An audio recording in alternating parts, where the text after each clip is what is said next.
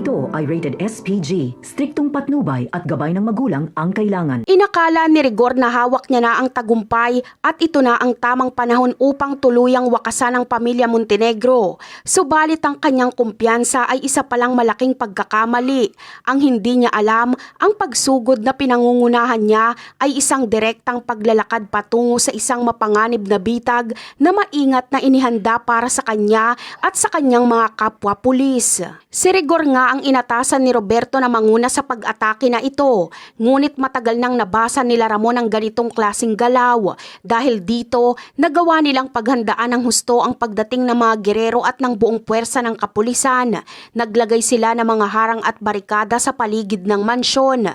Bagamat tila madaling napasok ng mga pulis ang unang linya ng depensa, ngunit ito ay bahagi pala ng mas malaking plano nila Ramon. Ang madaling pagpasok ng mga tauhan ni Rigor ay sinadya. Sa oras na makapasok na ang karamihan sa mga pulis sa loob ng bakuran, doon na sila sasalubungin ng walang tigil na ulan ng bala mula sa iba't ibang direksyon. Ang bawat sulok ng mansyon ay may nakahandang tauhan nila Ramon na nagresulta sa malaking kalituhan at pagkabigla sa panig ng mga sumusugod na kapulisan. Sa gitna ng matinding putukan at kaguluhan, nagawang isahan at makorner ni Ramon si Rigor. Dito na magwawakas ang laban para kay Rigor at ng mga kapulisan. Wala na silang magagawa kundi harapin ang kanilang katapusan sa kamay mismo ni Ramon.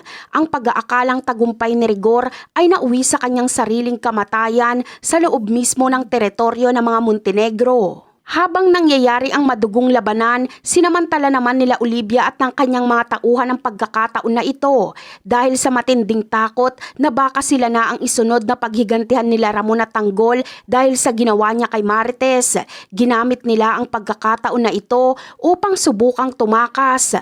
Ngunit ang kanilang pagtatangka ay hindi nakaligtas sa mga mata ni Miguelito at Roberto na naghihintay lamang sa kanilang mga sasakyan. Nakita nila Miguelito at Roberto ang pag-alis nila Olivia, kaya agad nila itong sinundan. Sa isang tagong lugar, hinarang nila ang sasakyan nila Olivia. Dito na naganap ang isa pang trahedya. Walang awa at walang pag-aalinlangang pinaslang ni Miguelito si Olivia. Isang karasang nagtapos sa buhay nito habang sinusubukang takasan ng gulo at kasalanang ginawa niya kay Marites. At yan ang aabangan natin. Bye!